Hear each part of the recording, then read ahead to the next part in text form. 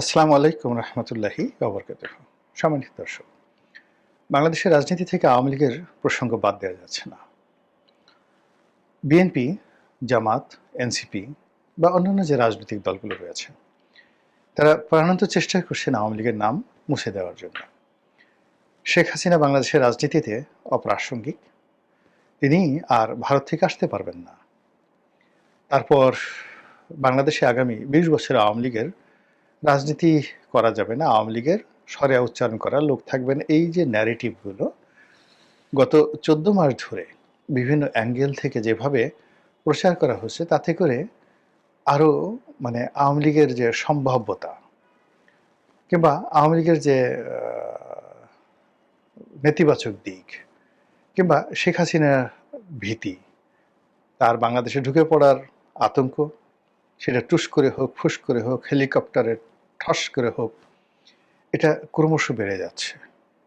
আওয়ামী লীগের যে কোনো একটা নেতা বক্তব্য দিক, সঙ্গে সঙ্গে সেটা ভাইরাল হয়ে যাচ্ছে।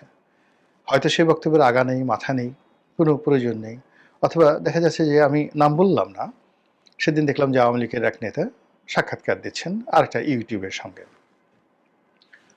তো সেই ইউটিউবের সঙ্গে যে সাক্ষাৎকার দিচ্ছে, স্পষ্টতই বোঝা যাচ্ছে যে সেই নেতা ড্রাঙ্কার, মানে মদ খেয়েছেন, মদ খেয়ে পুরো মাতাল, তার কণ্ঠ জড়িয়ে যাচ্ছে, ক্যামেরার দিকে কিভাবে তাকিয়ে কথা বলতে হয় সেটা তিনি ভুলে যাচ্ছেন, কাচুমাচু করছেন, তারপর শেষে ওখানে বসে তিনি থ্রেট দিচ্ছেন, এটা করব, ওটা করব, সেই সারা ঢাকা শহর লকডাউন করে দিয়ে শেষ করে দেব। তো এই কথা শুনে আমরা সবাই ভয় থরথর করে কাঁপছি। সে আব্দুর রশিদের সে বিখ্যাত কথার মতো, লোকটা শুধু করতে বড়াই, ভাঙতে পারি লোহার কড়াই, শুনে সবাই কাঁপতে ডরে, খিল লাগিয়ে থাকতে ঘরে। এখন আওয়ামী লীগের যে যাই বলুক না কেন, যেখান থেকে বলুক, সেটা ছাত্রলীগের একজন নেতা বলুন, আওয়ামী লীগের কোনো সাবেক মন্ত্রী, যেমন কয়েকজন মন্ত্রীকে আমি দেখলাম লন্ডন থেকে বক্তব্য দিচ্ছেন। তো এর মধ্যে একজন মন্ত্রী, সাবেক মন্ত্রী আব্দুর রহমান, ছাত্রলীগের নেতা ছিলেন, তো তিনি বক্তব্য দিচ্ছেন।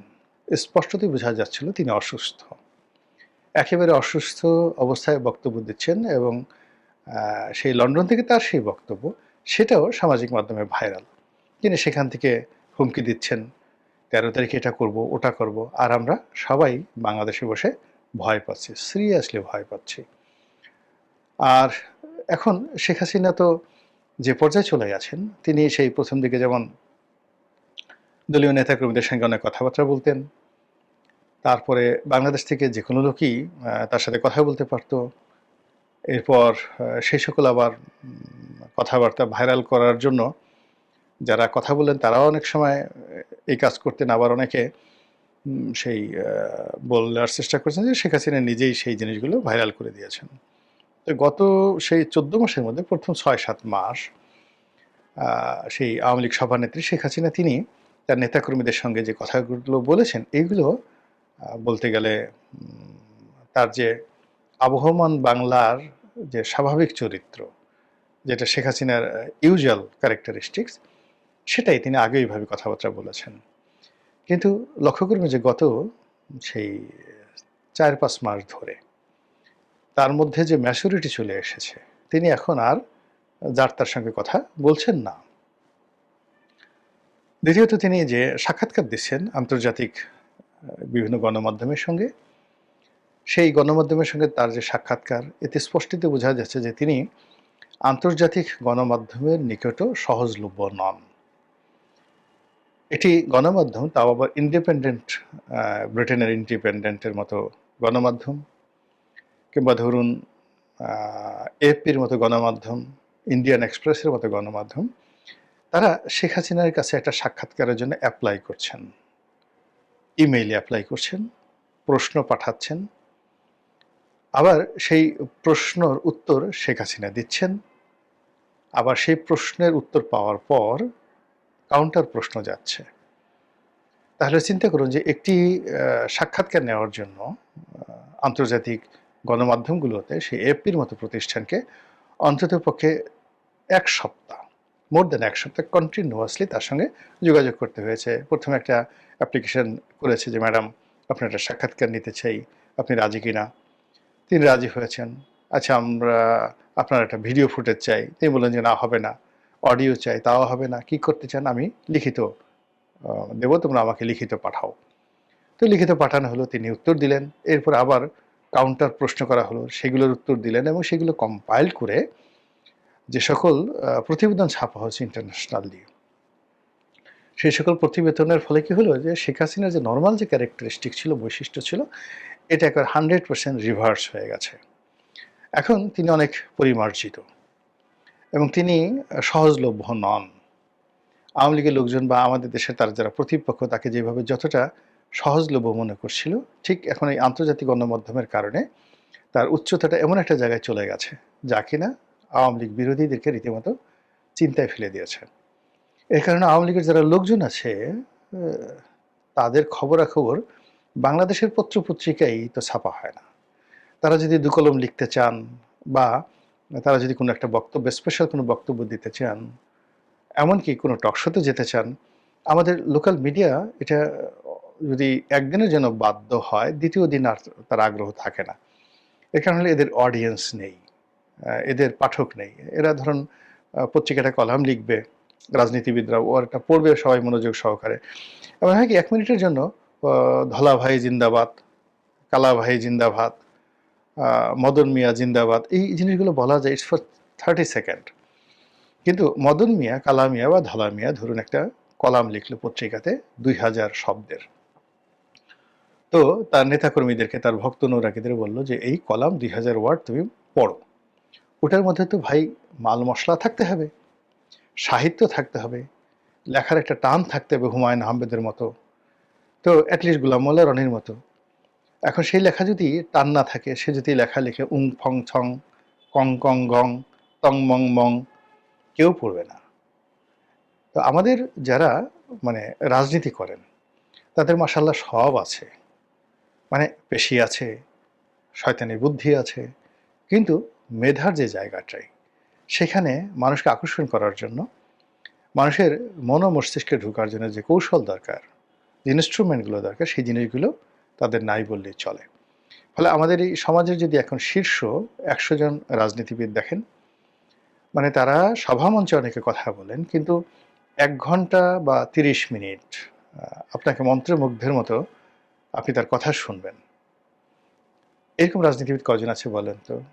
আপনি এখনো দেখেন মার্গারেট থ্যাচার, রোনাল্ড রিগান, তাদের বক্তব্য আমরা শুনি। কিন্তু বাংলাদেশে কার বক্তব্য আপনি ১ ঘন্টা বসে শুনতে আপনার ইচ্ছা করবে? মঞ্চে দাঁড়িয়ে বলেন কিংবা টেলিভিশনে বলেন, কোনো জায়গাতে বলেন। এই জিনিসটা নেই। কিংবা ধরুন আ লেখা। এখন শেখ হাসিনা ইংরেজিতে লিখছেন দ্য উইকে। তারপর তিনি সাক্ষাৎকার দিচ্ছেন। সেটা আমরা খুঁটাইয়া তার পক্ষ, প্রতিপক্ষ সবাই আ সেটা পড়ছি। কিন্তু তার যারা প্রতিপক্ষ রয়েছে, রাইভাল রয়েছেন, অপোনেন্ট রয়েছেন, তারা এরকম একটা সাক্ষাৎকার দেবেন। তারপর সেটা আমরা খুঁটিয়ে, খুঁটিয়ে পড়বো, সেটা আলোচনা করব। মাসের পর মাস দেশে, দেশের বাইরে এটা নিয়ে আলোচনা হবে। এটা তো কল্পনাই করা যায় না। আর দ্বিতীয়ত দেশের বাইরের এই সকল বড়, বড় পত্র-পত্রিকা যে জায়গাগুলো, সেই জায়গাগুলোতে আমাদের শেখ হাসিনার পর্যায়ে যারা নেতৃবৃন্দ রয়েছেন, তারা সাক্ষাৎকার দিবেন বা ওই সকল পত্র-পত্রিকা তাদের সাক্ষাৎকার নেবে, এটাও হচ্ছে না। ফলে শেখ হাসিনার যে ইউজুয়ালিটি ছিল বা অ্যাভেইলেবিলিটি ছিল, এটা এখন একটা অন্য জায়গাতে আওয়ামী লীগ সেটা নিয়ে গেছে। নিয়ে গিয়ে যে কাজটি করছে, এখানে আওয়ামী লীগের যে সকল নেতা মানে আপনাকে ভয় দেখাতে পারবে, যে সকল নেতা আপনাকে বিভ্রান্ত করতে পারবে, যে সকল নেতা আপনার মধ্যে বিরক্তি তৈরি করতে পারবে, আপনার মনে ক্রোধ তৈরি করতে পারবে, তাদেরকে মাঠে নামিয়ে দেওয়া হয়েছে। কেউ হয়তো একটা ঢিল মারছে, কেউ হয়তো একটা ককটেল মারছে, কেউ একটা মিছিল করছে, কেউ ৫টা বেলুন ফুটাচ্ছে, কেউ ৫টা বেলুন উড়াবে এই কথা বলছে।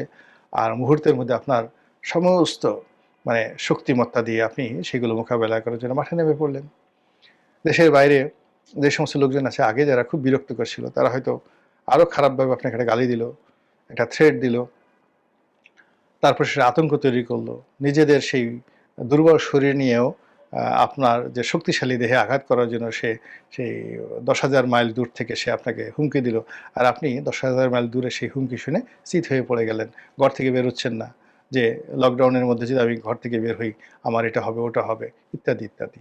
তো এই যে মানে যাকে বলা হয় ডেভিল পলিসি, রাজনীতির যে ডেভিল পলিসি, এই পলিসিগুলো কিন্তু আওয়ামী লীগ সেই প্রথম থেকেই তারা মানে তাদের দলের সফলতার জন্য এগুলো করে আসছে পাকিস্তান জমানা থেকে।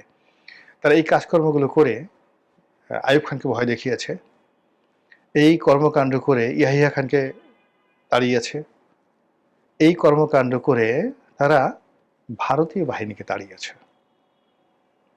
আওয়ামী লীগ মানে বাংলাদেশে যে ভারতীয় বাহিনী ছিল মুক্তিযুদ্ধের পরে এত দ্রুত, মানে এখানে আওয়ামী লীগের অনেক পলিসি ছিল, শয়তানি ছিল, এটা একেবারে আপনার কোনো অস্বীকার করার উপায় নেই।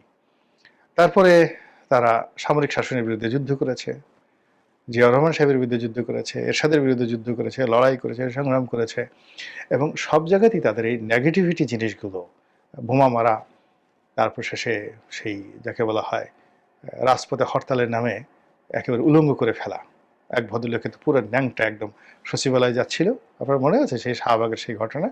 তো এই কাজগুলো তো আওয়ামী লীগ করেছে, আপনার সেই যে লগি বৈঠার মতো মানে নিষ্ঠুরতা দেখানো, প্রকাশ্য রাজপথে সাপের মতো মানুষ পিটিয়ে মারা, এগুলো তাদের রেকর্ড আছে, দে ক্যান ডু ইট। এবং তারা যেভাবে রামদা দিয়ে যেভাবে বিশ্বজিৎকে হত্যা করেছে, এখন আপনি যখনই আওয়ামী লীগের কথা চিন্তা করবেন আর ওই ধরনের একটা বড় রামদা আসতেছে এবং আপনি আওয়ামী লীগের সঙ্গে মারামারি করবেন, আপনি ওই যে আপনার লগি বৈশার সেই যে তাণ্ডব, সেটার কথা আপনার স্মরণ হবে। আপনি যখন শেখ হাসিনা নিষ্ঠুরের কথা চিন্তা করবেন, তখন আপনি যখন চিন্তা করবেন ইলিয়াস আলীর অবস্থা এই হয়েছে, ব্যারিস্টার আরমানের অবস্থা এই হয়েছে, এরকম বড় বড় লোকজন তাদেরকে এভাবে আয়না করে ঢুকিয়ে একেবারে মোটামুটি কাট্টুস করে দেওয়া হয়েছে, সঙ্গত কারণেই আপনার ভয় লাগবে। এবং এই ভয়টাই হলো মানে আওয়ামী লীগের এখন মূল এনার্জি বা শক্তি। সে দূরবর্তী স্থান থেকে যত বেশি তার প্রতিপক্ষকে ভয় দেখাতে পারবে, এ কারণ হলো মানে খারাপ অবস্থায় যখন মানুষ থাকে, দুর্বল অবস্থায় থাকে, তখন প্রেম করা যায় না, তাদের সাথে কেউ প্রেম করে না। প্রেম করতে হয় ক্ষমতা, যখন আপনি ক্ষমতাধর। আর যখন আপনি দুর্বল থাকেন তখন খুব হাক ডাক দিতে হয়, এবং তখন আপনাকে মানে আপনি যে ভয় পাননি এটা বোঝানোর জন্য খুব জোরে জোরে গান গাইতে হয়, এবং আপনাকে লম্ফজম্প করতে হয়। এই কারণেই পণ্ডিতরা বলে গেছেন আহত বাঘ মানে ভয়ঙ্কর হয়ে ওঠে, যে কোনো আহত প্রাণী। এখন আওয়ামী লীগ আহত, সেই আহত অবস্থায় সে তার প্রয়োজনে, তার স্বার্থের জন্য, তার অস্তিত্বের জন্য, তার সার্ভাইভালের জন্য সে পারে না এমন কোনো কর্ম নাই। এমনকি তার সবচেয়ে আপনজন যে লোকজন আছে তাকেও বলিদান দিয়েও যদি তার প্রতিপক্ষকে অপদস্থ করা যায়, শাস্তি করা যায়, সেই কাজটিও তারা করতে পারবে, করবে, এবং অতীতে তারা করেছে। সেই দিক থেকে এই যে এখন যে রাজনীতির যে সময়, যতই শেখ হাসিনার বিরুদ্ধে যে আদালতের রায় হবে সেটা দিন এগিয়ে আসছে, নির্বাচন যত কাছাকাছি আসছে, নির্বাচনের সম্ভাবনা নিয়ে যত বেশি কথাবার্তা হচ্ছে, ততই বেশি আওয়ামী লীগের যে আমি এখানে শিরোনামে যেটা ব্যবহার করেছি শয়তানি, এখানে আমি ওটা বলবো না, এটা আমি বলবো যে এটা তাদের একটা রাজনৈতিক পলিসি, এবং সেই পলিসি করে তারা বারবার, একবার নয় বারবার বিজয়ী হয়েছে, কখনো পরাজিত হয়নি। এখানে যেমন বিএনপি সন্ত্রাস করার চেষ্টা করেছে, জামাত সন্ত্রাস করার চেষ্টা করেছে, ৭১ জামাতের সন্ত্রাস, কিংবা সেই বিএনপির দুই দফা, এক দফা সেই 2013 সনে 14 সনে যেটা জ্বালাও পোড়াও, আবার 2016 সনে আবার সেই দ্বিতীয় দফা জ্বালাও পোড়াও। তো এই জিনিসগুলো করে বিএনপি কিন্তু সফল হয়নি, প্রতিপক্ষকে ভয় দেখাতে পারেনি, এবং বিএনপি একটা ভীতিকর দল, মানে জামাত একটা যাকে বলা হয় ভীতিকর দল, এই জিনিসটি কিন্তু জামাতের যারা বা বিএনপি যারা প্রতিপক্ষ তারা বিশ্বাস করে না, দে ডু নট বিলিভ বা they do not treat it.